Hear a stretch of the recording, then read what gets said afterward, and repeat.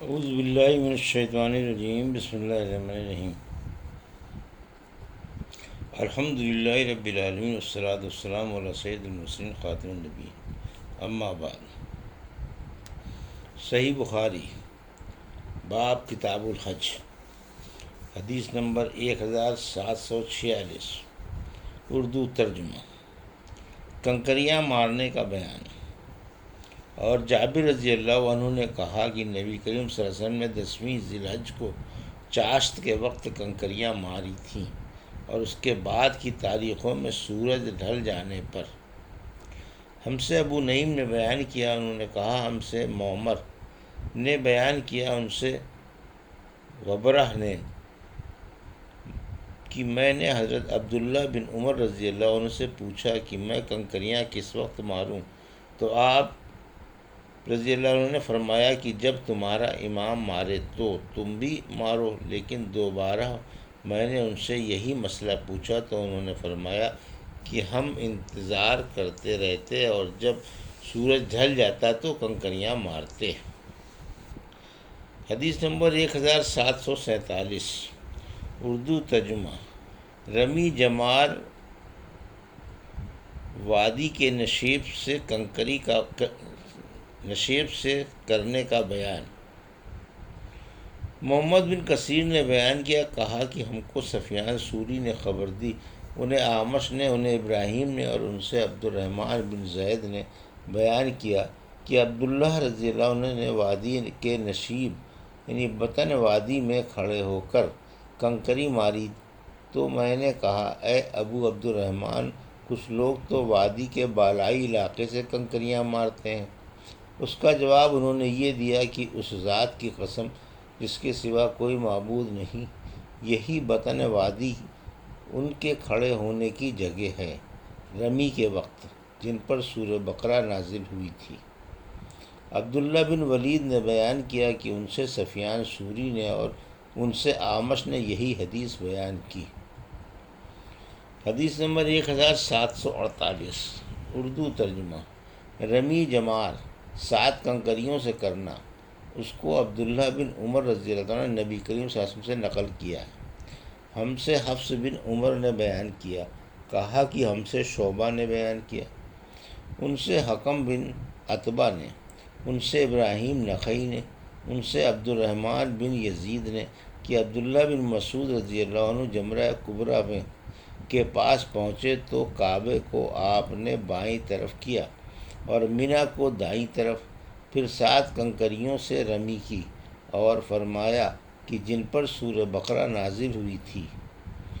صلی اللہ علیہ وسلم، انہوں نے بھی اسی طرح رمی کی تھی، یعنی رسول اللہ صلی اللہ علیہ وسلم نے۔ حدیث نمبر 1749، اردو ترجمہ۔ اس شخص کے متعلق جس نے جمرہ عقبہ کی رمی کی تو بیت اللہ کو اپنی بائیں طرف کیا۔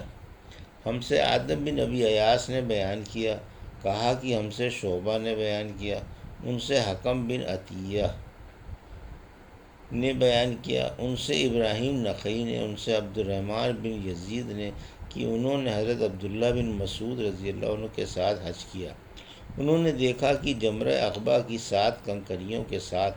رمی کے وقت آپ نے بیت اللہ کو تو اپنی بائیں طرف اور منی کو دائیں طرف کر لیا،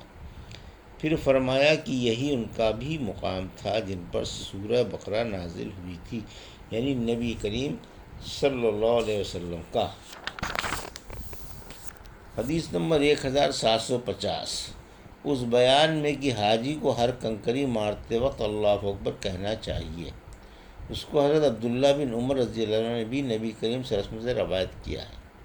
ہم سے مسدد نے بیان کیا، کہا کہ ہم سے عبد الواحد بن زیاد مصری نے بیان کیا، ان سے سلیمان اعمش نے بیان کیا، کہا کہ میں نے حجاج سے سنا، وہ ممبر پر سورتوں کا یوم نام لے رہا تھا۔ وہ سورت جس میں بقرہ یعنی گائے کا ذکر آیا ہے، وہ سورج جس میں آل عمران کا ذکر آیا ہے،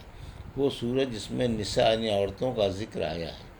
اعمش نے کہا کہ میں نے اس کا ذکر ابراہیم نخعی سے کیا، تو انہوں نے فرمایا کہ مجھ سے عبد الرحمن بن یزید نے بیان کیا کہ جب حضرت عبداللہ بن مسعود رضی اللہ عنہ نے جمرہ عقبہ کی رمی کی تو وہ ان کے ساتھ تھے، جو اس وقت وہاں پر تھا، برابر نیچے اس کے سامنے ہو کر 7 کنکریوں سے رمی کی، ہر کنکری کے ساتھ اللہ اکبر کہتے جاتے تھے۔ پھر فرمایا قسم ہے اس کی کہ جس ذات کے سوا کوئی معبود نہیں، یہی وہ ذات بھی کھڑی ہوئی تھی جس پر سورہ بقرہ نازل ہوئی، یعنی نبی کریم صلی اللہ علیہ وسلم۔ حدیث نمبر 1751، اردو ترجمہ۔ اس کے متعلق جس نے جمرہ عقبہ کی رمی کی اور وہاں ٹھہرا نہیں۔ اس حدیث کو ابن عمر رضی اللہ عنہ نے نبی کریم صلی اللہ علیہ وسلم سے روایت کیا ہے۔ یہ حدیث اگلے باب میں آ رہی ہے۔ جب حاجی دونوں جمروں کی رمی کر چکے تو ہموار زمین پر قبلہ رخ کھڑا ہو جائے۔ ہم سے عثمان بن ابی شیبہ نے بیان کیا، انہوں نے کہا کہ ہم سے طلحہ بن یحییٰ نے بیان کیا، ان سے یونس نے زہری سے بیان کیا، ان سے سالم نے حضرت عبداللہ بن عمر رضی اللہ عنہ پہلے جمرے کی رمی 7 کنکریوں کے ساتھ کرتے اور ہر کنکری پر اللہ اکبر کہتے تھے، پھر آگے بڑھتے اور ایک نرم ہموار زمین پر پہنچ کر قبلہ رخ کھڑے ہو جاتے، اسی طرح دیر تک کھڑے دونوں ہاتھ اٹھا کر دعا کرتے، پھر جمرہ وسطیٰ کی رمی کرتے، پھر بائیں طرف بڑھتے اور ایک ہموار زمین پر قبلہ رخ ہو کر کھڑے ہو جاتے، یہاں بھی دیر تک کھڑے دونوں ہاتھ اٹھا کر دعائیں کرتے رہتے، اس کے بعد والے نشیب سے جمرہ عقبہ کی رمی کرتے، اس کے بعد آپ کھڑے نہ ہوتے بلکہ واپس چلے آتے اور فرماتے کہ میں نے نبی کریم صلی اللہ علیہ وسلم کو اسی طرح کرتے دیکھا تھا۔ حدیث نمبر 1752، اردو ترجمہ۔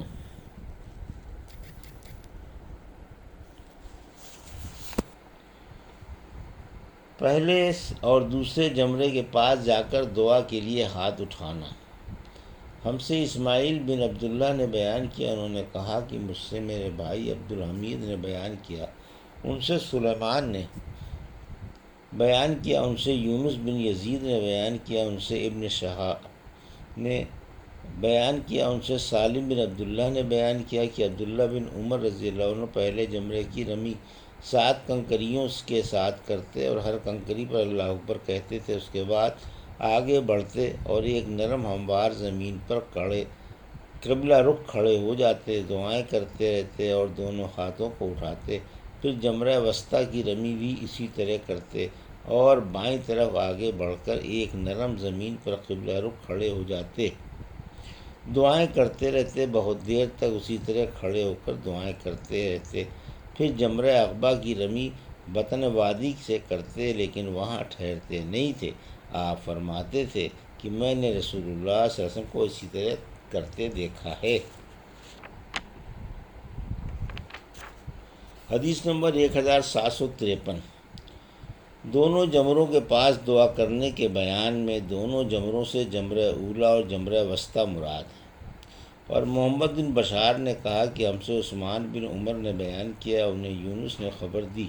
اور انہیں زہری نے کہ رسول کریم صلی اللہ علیہ وسلم جب اس جمرے کی رمی کرتے جو مینا کی مسجد کے نزدیک ہے تو 7 کنکریوں سے رمی کرتے، جو مینا کی مسجد سے نزدیک ہے تو 7 کنکریوں سے رمی کرتے اور ہر کنکری کے ساتھ تکبیر کہتے، پھر آگے بڑھتے اور قبلہ رخ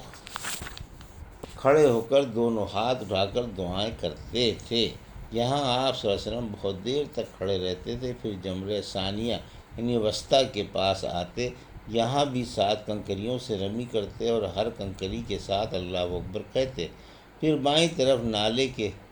قریب اتر جاتے اور وہاں بھی قبلہ رخ کھڑے ہوتے اور ہاتھوں کو اٹھا کر دعا کرتے رہتے، پھر جمرہ عقبہ کے پاس آتے اور یہاں بھی 7 کنکریوں سے رمی کرتے اور ہر کنکری کے ساتھ اللہ اکبر کہتے، اس کے بعد واپس ہو جاتے، یہاں آپ دعا کے لیے ٹھہرتے نہیں تھے۔ زہری نے کہا کہ میں نے سالم سے سنا، وہ بھی اسی طرح اپنے والد ابن عمر رضی اللہ عنہ سے نبی کریم صلی اللہ علیہ وسلم کی حدیث بیان کرتے تھے، اور یہ کہ حضرت عبداللہ بن عمر رضی اللہ عنہ خود بھی اسی طرح کیا کرتے تھے۔